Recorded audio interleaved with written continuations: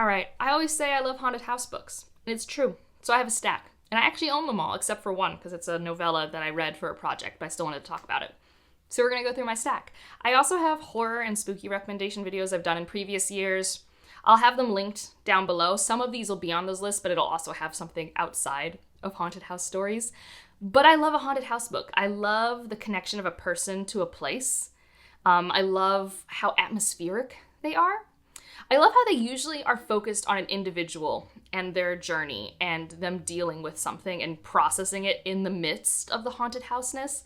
I also love when it's pulpy and chaotic and like, what's happening? And so I think a little bit of all of that is in this stack. And I don't know, I just always love reading them. I'm always really immersed right away. And I think that's part of it. They are very immersive horror experiences for me. Let's start with shortest to longest. I didn't have other ways to rank this, so if you're more of a novella person, we got some short ones. If you're more of a, no, I want a beefy book, we are ending with a chonker. So let's get going. Starting with Ling. This one has amazing audio production. Let me just say that out the gate. If you like to have atmospheric horror, this is going to have some fun sound effects. Now, is this the creepiest thing I've ever read? No, this is definitely probably more psychological. It's more of a discussion of grief and what happens when people don't let go of their grief. This is about a town where when people move into a house, it will become haunted with a loved one. So one of our main characters, their family lost a son, so they finally figure out a way, because these are very these houses are expensive, and they are hard to get. And so they move into this house so that maybe the soul of their son will reappear. So that's one character. Another one is one of these boys where people sit on the lawns until these houses are sold again because they desperately want to live in these houses. So we have a young boy who is also waiting for that. And like even the school is all wrapped up about these hauntings. And then we have this older woman who lives in a house that's oddly not haunted. And so these three perspectives sort of intersect. It's very creepy. But like I said, not because the ghosts are creepy or the hauntings are creepy, but because like this status quo is just it's just very inherently wrong. You can feel it. You can feel that this is not healthy, this is not good, and it has negative consequences for our characters. So, I really enjoyed it. And it was short, and it didn't overstay its welcome. I liked getting in and out of this premise very efficiently, but I didn't feel like it was too short or too long. If you get the audiobook or novella, you'll get more short stories by this author, which is also cool. They aren't haunted house stories, but they are spooky adjacent. Another one that's I'm putting it on here because technically it's about haunting houses, but it's probably the least like what I like from a haunted house book, and that is Haunt Sweet Home by Sarah Pinsker, which I actually do like this cover because it doesn't scream horror. And I don't think you should go into this expecting a horror experience. This actually does remind me more of lit fic books, and I think it's closer to that. Not that it's not pulpy in its own way, but it's more of a pretty short character study of this individual. I can't even remember her name because it's in first person, Mara. And part of it is no one remembers her name. No one calls her by her name. She's pretty invisible. That's a big part of it. Even in her family, she's the youngest. She's the only one who her grandmother wasn't able to make her this chair before her arthritis came in. So she is literally, in her mind, kind of the black sheep of the family. Her cousin gives her a job working on the show Haunt Sweet Home. And it's where they do renovations on houses, but they're also haunted. And the hauntings are, they are not organic. They are made by people like Mara. So Mara has this job on the night shift. She starts to really like it, but then maybe something paranormal starts to happen. And like I said, it's more tied into her character journey. And also there is a slightly unreliableness to the narrator. You're trying to figure out is this happening? What's going on? And you might clue in quicker than she will about what's happening in this story. But I liked the arc for her. I liked where she ended up. I liked what she processed. And so in that way, it felt like what I enjoy from the thematic approach to a haunted house story of someone kind of processing where they are at. Usually people in a haunted house story are lost and they need to find themselves, and that's part of the solution to the problem. And that definitely kind of happens here with our main character. It's short. I haven't listened to the audiobook, but I bet it would be fun because there are screenplays in it, so it could probably have a very enjoyable mixed media quality. But I read this in a weekend, and that was ideally what I wanted to do. So what you didn't just see is me accidentally throwing a book at my camera and knocking out the microphone, and it was grand. So the next two I want to talk about together, and that is What Moves the Dead and What Feasts at Night. I would say this one feels more paranormal than haunted house, but it is paranormal in a haunting of a location. But that said, I think I'm going to talk more about the first book in this duology, What Moves the Dead by T. Kingfisher, which is a retelling of the fall of the House of Usher, and it's a really, really creepy house. It's a really creepy house. We have our main character, I actually forget their name, Alex Easton, and they are visiting this house and they can instantly notice something's wrong. The health of the sister of this house is in serious decline. If you can't tell from the cover, it has to do with some fungus and it's very unsettling. And I think what I find fun about this book, and it's very different from like other haunted house books, is like this feels like a contagion story to me.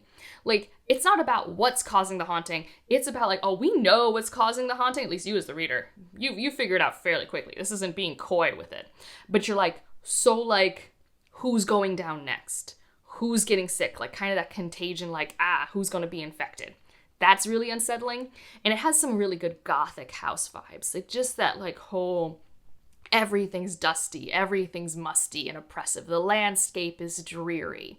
It definitely probably has the least amount of whimsy compared to other T. Kingfisher. So that's to say, if you don't like other T. Kingfisher, you might like this. And if you like this, you might be disappointed when you pick up other T. Kingfisher and they don't quite hit the same way. I think that has happened a lot with What Feasts at Night because this is not as gothic. Like I said, it's still paranormal. There's still a haunting at a location, but it's not quite that gothic haunted house. So these are two probably different takes on a haunting story. They both have the same main character. I enjoy them both. Both audiobooks are great. The production on these books is also always stellar. Like, how do you see that and it's not a haunted house book? That's a haunted house book. Look at that. Unsettling. Absolutely unsettling. And this one, again, T. Kingfisher seems to have a thing with horses. That's a terrifying horse. And then, oh yeah, got this creepy little moth. So, I don't know. I think atmospherically speaking, these are very fun, but two kind of different takes on the haunted house story.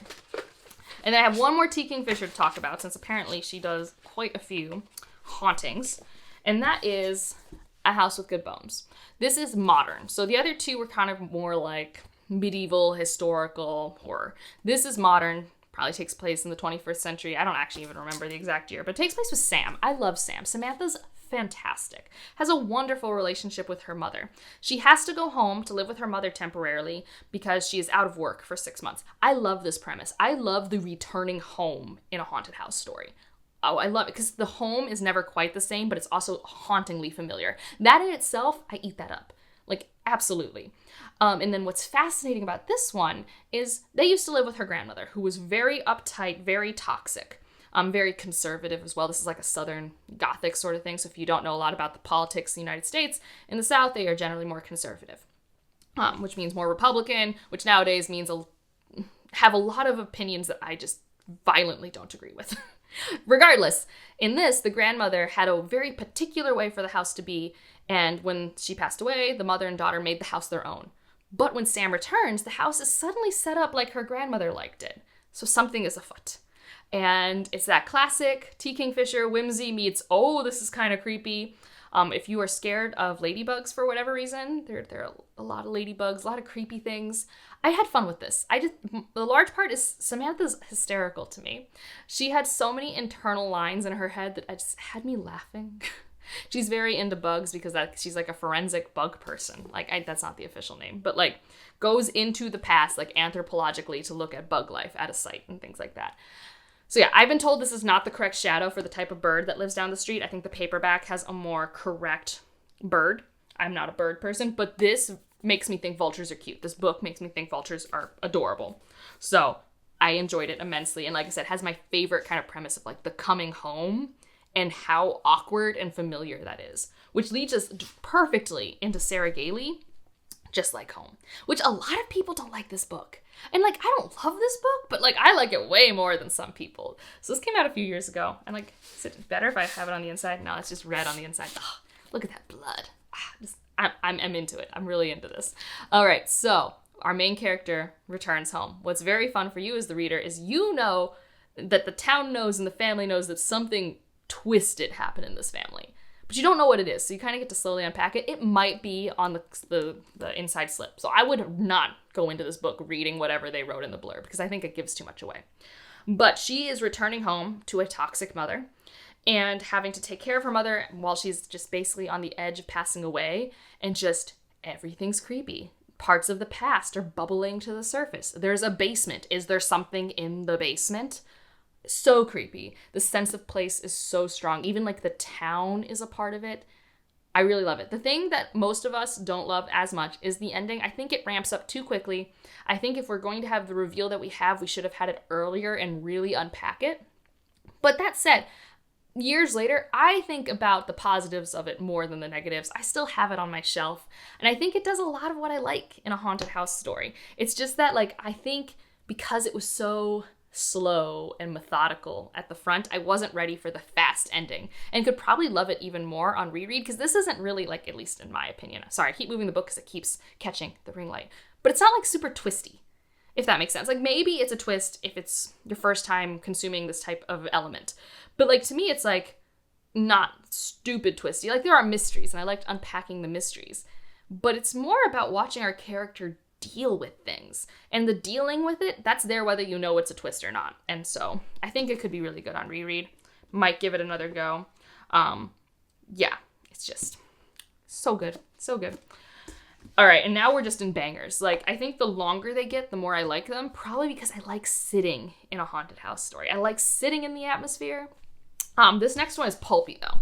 This is not gothic. People pick this up, they think it's gothic, they are disappointed. No, this is pulp. This is a campy movie that you throw on around Halloween because you want to be scared. The Hacienda. Oh, I love this book. I went out of my way to find a hardback of this book because I read it and I was like, I want it. I want it. And so I finally got it. I think I even have the audiobook for this. Oh, first of all, we don't have an Isabel Cañas this year, and that's a crime. I was hoping we would get one because I really loved her other book, which is not a haunted house book, but I loved a lot, which is Vampires of El Norte. But regardless, we have the Hacienda, which if you don't know means ranch. There are a lot of ranches in Mexico and South America and Central America. And so she marries someone, goes to their ranch, and suddenly she learns more about his dead wife. So I think a lot of people go, Rebecca. I haven't read Rebecca. It's not gothic like Rebecca. Okay? It is paranormal. It is supernatural. It is about forbiddenness. It's lovely. So she interacts with this priest in town who has his own history. He's, I think he identifies as mestizo. I could be wrong. But he is both Spaniard and indigenous and has ties to older magic, but is also a priest. So already he has a complicated relationship with the land. And that's the thing. There's a big connection with thematically, this is an amazing story. It is both entertaining and thematically rich, and I love it. And the chemistry between this character, I forget her name. It's Andres, I think, the priest. Beatrice.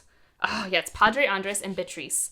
Their chemistry is off the charts, like absolutely off the charts. I love it. And they're both thrown into this supernatural situation, are just like, oh my God, how are we going to make it? And I love that whole survival chemistry together.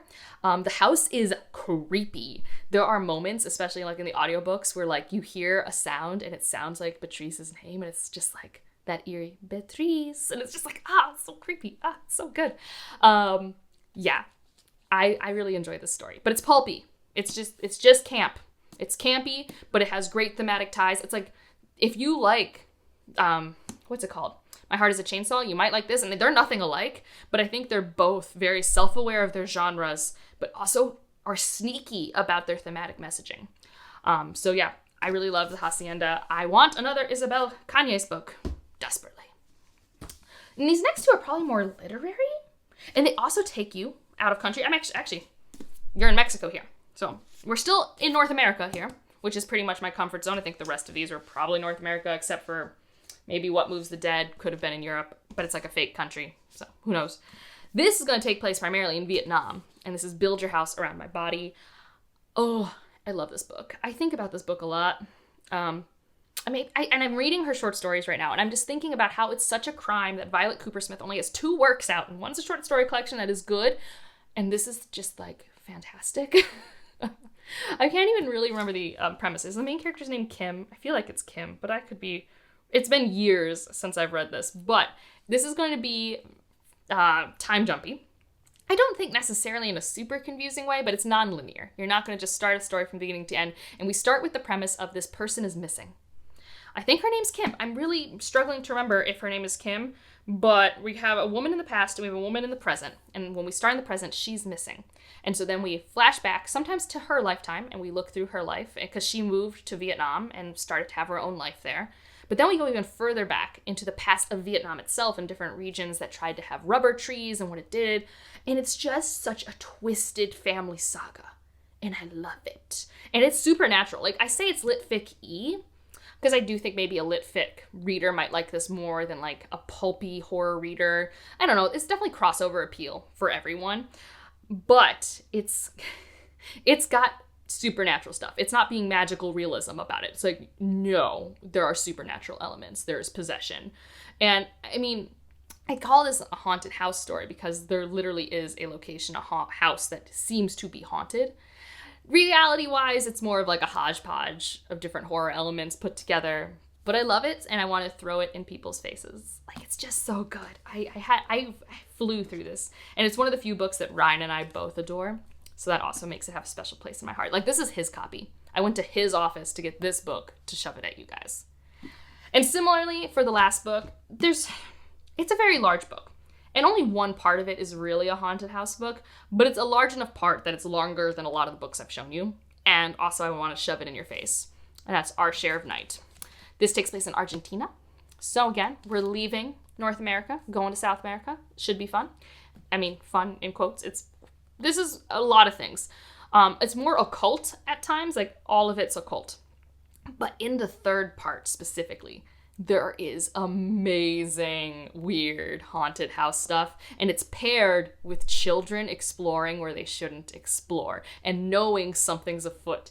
And like that part and the tie between innocence and loss of innocence with haunted house, I think is done expertly.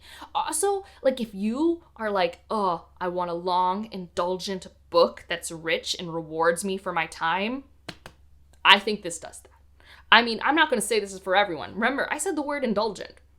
This could probably definitely be cut. This could probably definitely have chapters. It does not have chapters. But that said, it accomplishes, I think, a really rich experience if you're patient with it and if you're vibing with it. Obviously, if you're not vibing with it, put it down. Don't listen to me if you're just like, I'm not having a good time. I was completely immersed and enamored, and I loved the slow plotting nature. Like, the slowness only made it creepier for me. It only made me more unsettled. It only made me just like that tension of like, so when is the thing happening? Is it happening now? Like, that was really unsettling to me. And then especially the nature of these houses, and this is very paranormal. Like, this is an incredibly paranormal, occult, haunted house book. Like, this isn't like, is there magic or whatever. No, like, this is, things happen. There are consequences. It's terrifying. So yeah, those are all of my haunting. Maybe it should be more of a haunting list than a haunted house list, but I don't care. I love all those books. I think you should read them.